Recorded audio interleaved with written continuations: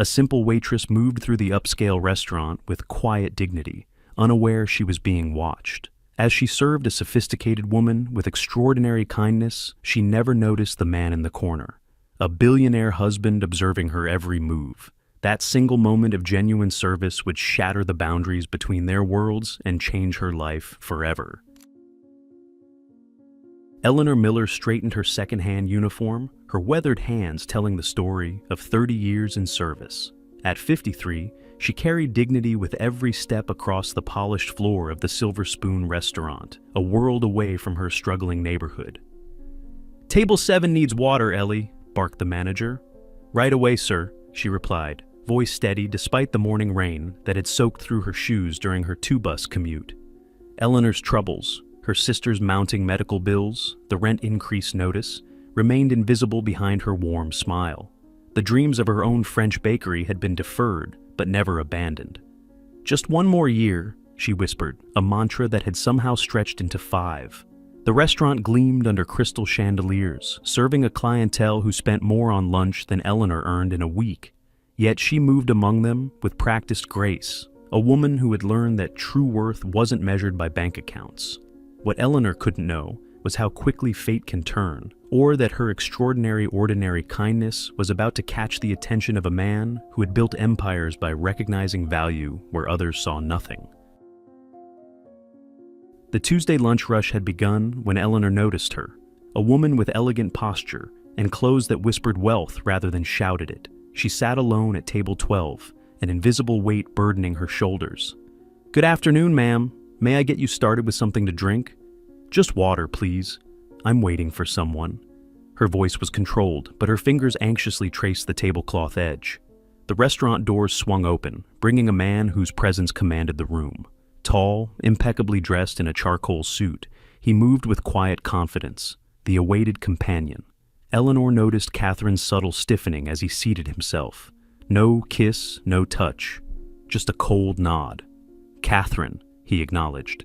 "James," she replied, voice softer now. Eleanor approached with water, moving with invisible grace that came from knowing when to be present and when to disappear. "Are you ready to order?"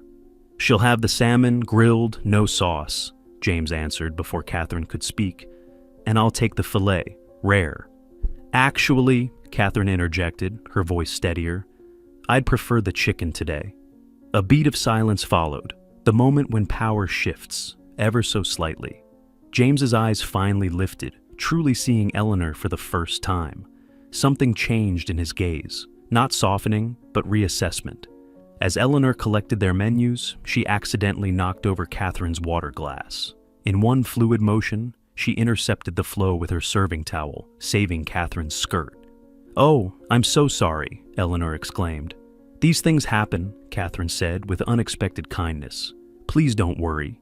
James watched closely, his expression inscrutable. Instead of the expected impatience, he observed in silence as Eleanor efficiently changed the tablecloth, engaging Catherine in light conversation about the restaurant's history. "You've worked here long?" James asked suddenly. "Nearly 15 years at this establishment, sir, but I've been in service most of my life." Something in his expression shifted. A calculation, a curiosity. What Eleanor didn't see was how James's eyes followed her, or how he pulled out his phone the moment she retreated, typing instructions to find everything about the waitress at table 12. Her simple dignity had set invisible wheels turning in the mind of a man who had built empires by recognizing value where others saw only the ordinary. Eleanor served with the practiced rhythm that had long been her dance. Each plate delivered, each need anticipated before voiced. Yet today, the man at table 12, James, watched her with analytical precision, his attention like a spotlight she hadn't auditioned for. Between courses, Catherine seemed to bloom under her husband's rare, focused attention. It was the silent language of long marriages that Eleanor recognized from years of observation. The small victories, the subtle negotiations of power. "Your chicken, ma'am," Eleanor said, placing Catherine's entree before her with graceful efficiency. As she arranged their sides, Catherine looked up with unexpected warmth. "You've been so kind today. It's made a difficult day much easier." James's eyebrows lifted slightly at this admission, his gaze shifting between his wife and the waitress. "Just doing my job, ma'am," Eleanor replied with genuine modesty. "Though it's easier when you have lovely folks to serve." A flicker of recognition passed across James's face as his phone buzzed discreetly. "Have you always been in the service industry?" he asked, his tone casual yet probing. Eleanor paused, surprised by his interest. Most wealthy patrons saw her as part of the furniture, necessary but invisible. "Most of my life," she acknowledged. "Though I trained as a pastry chef once upon a time. Dreams change, I suppose. Or sometimes just wait their turn." Catherine's eyes brightened. "A pastry chef? What's your specialty?" "French pastries," Eleanor answered, passion breaking through her professional demeanor. "My grandmother was from Normandy, taught me everything about butter and patience." When she returned to clear their plates, Catherine was speaking about their daughter's college graduation. James, however, interrupted mid-sentence. "Eleanor, how long have you had this dream of opening a bakery?" Few patrons bothered to use her name. Fewer still asked personal questions beyond superficial pleasantries. "Nearly 30 years now," she admitted. "Started small when my sister got sick. Needed steady work with benefits more than I needed to chase dreams." "And your sister?" "She's still fighting. 27 years with MS, some days better than others." Catherine's hand moved unconsciously to her heart, genuine empathy crossing her features. "We'd like the check now," James said finally. As Eleanor returned with it, she noticed Catherine reaching for her purse, but James stopped her with a gentle hand on her wrist, the first tender gesture between them. "Thank you for your exceptional service today, Eleanor. You've given us more than just a meal." What Eleanor couldn't know was that James Wilson, founder of Meridian Investments worth billions, rarely thanked service staff by name, or that tomorrow her life would change irrevocably. The following morning broke with the predictability that had defined Eleanor's life for decades. The 5:30 alarm, the careful application of lotion to work-worn hands, the thermos of tea prepared in her small kitchen, where dreams of French pastries had long ago been folded into necessity. Her modest apartment, with its faded floral wallpaper and family photos, told the story of a life lived for others. Her sister Margaret's framed smile beaming from the place of honor on the wall, her medical calendar meticulously updated beside it. "Morning, Maggie," Eleanor whispered. "Another day, another dollar." The familiar creak of the third step, the nod to Mr. Grayson collecting his newspaper, all reliable markers of a life carefully measured within its means. What wasn't routine was the sleek black car parked directly in front of her building. "Ms. Miller? Eleanor Miller?" The professionally dressed woman who emerged held an electronic tablet. "Yes? My name is Rebecca Harrington, executive assistant to James Wilson of Meridian Investments. Mr. Wilson would like to meet with you this morning." Eleanor's mind placed the name, Table 12. "The gentleman from the restaurant yesterday?" Rebecca nodded. "He has a proposition he believes might interest you." Eleanor's first instinct was caution. A lifetime had taught her that unexpected offers often came with hidden costs, particularly for women who looked like her. "I have work. My shift starts in 40 minutes. "That's been arranged. Mr. Wilson spoke with your manager last night. You've been given the day off, with pay." Eleanor studied the business card with the Meridian logo embossed in silver, weighing dignity against curiosity. 20 minutes later, she sat in the luxury sedan, watching the city transform from her working-class neighborhood to the gleaming financial district where people like her typically entered through service entrances. The Meridian building rose like a monument to ambition, its reflective windows both inviting and intimidating. Rebecca escorted her through the marble lobby, past curious glances from staff who clearly wondered what business this older black woman in a waitress uniform could possibly have with James Wilson. Eleanor kept her spine straight, her dignity intact. She had spent a lifetime being underestimated. It no longer had the power to diminish her. James's office occupied the entire top floor, with views that stretched to the horizon. Catherine sat in one of the chairs, her presence unexpected. "Thank you for coming, Ms. Miller," James said, his tone businesslike but not cold. "Not much of an adjustment when you've already arranged it," Eleanor replied, a hint of steel beneath her politeness. The corner of his mouth twitched, almost a smile. "Direct. Good. That will save us both time." What Eleanor couldn't possibly know was that her courage in this moment would soon challenge a system built on seeing people like her as instruments rather than architects of their own destinies. If this story of kindness and unexpected opportunity has touched your heart, we'd love to have you join our community. Hit that subscribe button and turn on notifications to never miss a moment of inspiration. Now, let's return to our story. Yesterday at lunch, James began, hands clasped before him, my wife and I were celebrating our 25th wedding anniversary. Eleanor nodded, her weathered hands resting lightly in her lap. Hands that had carried plates, wiped tables, and postponed dreams for decades. It was Catherine's choice of restaurant, he continued, not typically my preference. James, Catherine interjected gently, you're circling the point. He acknowledged this with a slight nod. Ms. Miller, I've built my career on recognizing untapped potential in markets, properties, and occasionally in people. Yesterday I observed how you handled our table, and more importantly, how you treated my wife with genuine respect. Eleanor remained silent, her expression neutral, but her heart suddenly racing. Catherine has been telling me for years that I need to diversify our community investment portfolio, focus on small businesses, particularly in underserved neighborhoods. His gaze was penetrating, assessing. I believe you might represent such an opportunity. Rebecca handed him a folder, which he placed on the coffee table. You mentioned your dream of opening a bakery specializing in French pastries. I've had my team put together a proposal. Eleanor didn't reach for it. What exactly are you offering, Mr. Wilson? Full financing for a bakery in the Highland District. Prime location, equipment, staffing support. Everything you'd need to transform your knowledge into a viable business. The Highland District, once neglected, now seeing the first waves of development. Not yet fully gentrified, still home to families who had lived there for generations.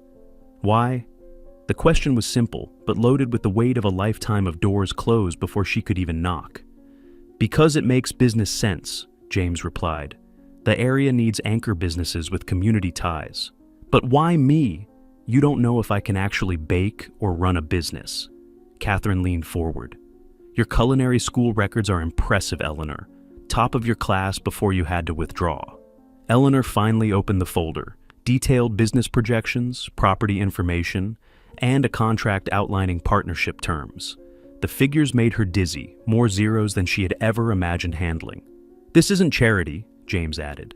It's an investment with expected returns. Meridian would hold 40% interest. You'd retain 60% ownership and full operational control. Eleanor stood, needing physical movement to process the emotional turbulence. I need time to think. As Rebecca showed Eleanor out, Catherine touched her arm. Yesterday at lunch, James and I weren't just celebrating. We were discussing divorce. Her voice was steady, but quiet. The way you treated me, with such dignity, it made James see me again, really see me, for the first time in years. In the elevator down, Eleanor clutched the folder against her chest. This moment wasn't just about pastries or business opportunities. It was about being truly seen after a lifetime of invisibility. 3 days later, Eleanor stood before the weathered storefront in the Highland District, its windows dusty but intact, its potential visible only to those who knew how to look beyond the surface. Rebecca stood beside her, tablet in hand, awaiting her decision. The morning light caught the wrinkles around Eleanor's eyes, not just age, but testimony to years of pride swallowed, of dreams deferred, of a smile maintained despite circumstances that might have broken a lesser spirit. This is it? Eleanor asked, her voice barely audible above the neighborhood's sounds. Children laughing at the playground across the street, an elderly man sweeping his stoop, the distant rumble of buses carrying people like her to jobs that paid the bills but rarely fed the soul. Yes, Rebecca confirmed. The owner is willing to sell. Mr. Wilson believes the location is ideal, close enough to the developing area to attract new customers, but still firmly rooted in the community. Eleanor pressed her palm against the glass, feeling the vibration of possibility beneath her fingertips. For 30 years, she had moved through the world as if invisible, serving others while her own dreams gathered dust on shelves too high to reach. What happens to the neighborhood if I say yes? She asked, turning to face Rebecca. Does this become another story of people pushed out, of community erased in the name of progress? Rebecca's professional mask slipped, just slightly. That's actually why Catherine insisted on this location. The development agreement includes rent control protections for surrounding blocks, funding for the community center renovation, and local hiring requirements. Eleanor's eyes widened. Catherine insisted? She's been more involved since your meeting. She's taken a seat on the Community Investment Board. Rebecca hesitated. I've worked for the Wilsons for 11 years, Ms. Miller. I've never seen them like this. Something changed after they met you. That evening, Eleanor sat with Margaret in their small living room. The business proposal spread across the coffee table between them. Margaret's hands, twisted by years of illness, rested in her lap. They're offering you everything you ever wanted, Ellie, Margaret said softly. Why the hesitation? Eleanor sighed, the weight of decision heavy on her shoulders. Because gifts from powerful men often come with invisible strings. Because I've spent my whole life serving people like them. Because I'm afraid. Margaret's laugh was gentle but firm. Afraid? You? The woman who's been carrying this family since I got sick? The woman who worked 3 jobs to put me through treatment? Eleanor Miller? Afraid? It's different when it's for me, Eleanor admitted. When the dream is mine. Margaret reached for her sister's hand. Maybe that's exactly why you need to say yes. Maybe it's finally your turn to be seen. The next morning, Eleanor stood in James Wilson's office, her decision made, her spine straight. Before I sign, she said, placing the contract on his desk, I have conditions. James raised an eyebrow, but Eleanor continued, undeterred. First, we partner with the community college's culinary program to create apprenticeships for local students. Second, we establish a foundation to help service workers with medical hardships, named for my sister. And third, she met his gaze directly. I want Catherine on my advisory board, not you. A moment of silence stretched between them, the kind that had intimidated Eleanor her entire working life. But not today. Today, she owned her worth. Finally, James smiled. Not the practiced smile of a businessman closing a deal, but something rarer, more genuine. You don't just want to build a bakery, he observed. You want to build a legacy. I've spent my life watching how wealth moves through the world, Mr. Wilson. I've seen who it touches and who it passes by. If I'm going to have some of it now, I intend to make it touch people who look like me. James extended his hand. Then we have a deal, Ms. Miller. Or should I say, Chef Miller. Eleanor's hand met his, not as servant to master, but as partner to partner. Equal at last. A year later, Eleanor's place stood as a beacon in the Highland District, its warm golden light spilling onto the sidewalk before dawn. The scent of fresh-baked pain au chocolat and crusty baguettes wafted through the neighborhood, drawing a line of customers that represented the full spectrum of the city. Suits from downtown, mingling with local teachers, construction workers chatting with medical students. Eleanor moved with practiced grace behind the counter, her chef's coat crisp and white, her name embroidered in elegant script above her heart. The walls displayed black and white photographs chronicling the neighborhood's rich history, honoring those who had built community long before developers discovered its value. In the corner sat Catherine Wilson, not as the wife of a billionaire, but as a woman rediscovering her own voice. She came every Tuesday morning, notebook open, advising Eleanor on business strategies while Eleanor taught her the patience of perfect lamination. You've created something extraordinary here, Catherine observed, watching as Eleanor directed her staff, all local hires, many from the culinary apprenticeship program she had insisted upon. Eleanor smiled, the lines around her eyes deeper now, but born of joy rather than exhaustion. We created it, she corrected. All of us. Through the window, they could see the renovated community center across the street. Its doors open to after-school programs funded by the Margaret Miller Foundation. The Medical Assistance Fund had already helped 17 service industry workers facing catastrophic healthcare costs. James is coming to the board meeting next week, Catherine mentioned, stirring her coffee. He says the investment returns have exceeded projections by 30%. Eleanor laughed, a free, unfettered sound that would have been unimaginable in her previous life. Tell him it's not about the money. It never was. As the morning rush slowed, Eleanor wiped her hands on her apron and stepped outside, breathing in the crisp air. Her gaze swept the street where she had lived invisibly for decades, the same street where she now stood as a cornerstone. Mr. Grayson, her elderly neighbor, waved from his usual bench. "Got my cinnamon roll today, Ellie. Doctor says I shouldn't, but at my age, joy matters more than cholesterol." Eleanor waved back, her heart full. This was the true measure of success. Not the profitable balance sheets or the write-up in the business section of the newspaper, but the belonging, the community, the dignity of dreams realized. Later that afternoon, as the sunset painted the bakery windows in amber and gold, Eleanor found James Wilson examining the community impact chart displayed near the register. Tracking jobs created, scholarships funded, families stabilized. "You've transformed this corner of the city," he observed, his customary reserve softened by genuine admiration. Eleanor studied him, the powerful man who had seen value in a simple waitress when others had looked through her. "No, Mr. Wilson, this corner of the city transformed me. I just had to be seen first." As she locked up that evening, Eleanor paused at the threshold between her bakery and the street beyond. 1 year ago, she had stood in this exact spot, terrified of stepping into her own light after decades in the shadows of others. Now, she moved with the confidence of a woman who had found her place in the world. Not by changing who she was, but by being finally, completely seen for who she had always been. The message was clear. Sometimes the most powerful act isn't changing yourself to fit the world, but finding those who see the value in exactly who you are. And in that moment of being truly seen, everything can change. Not just one life, but an entire community bound together by the simple, revolutionary act of recognizing each other's humanity.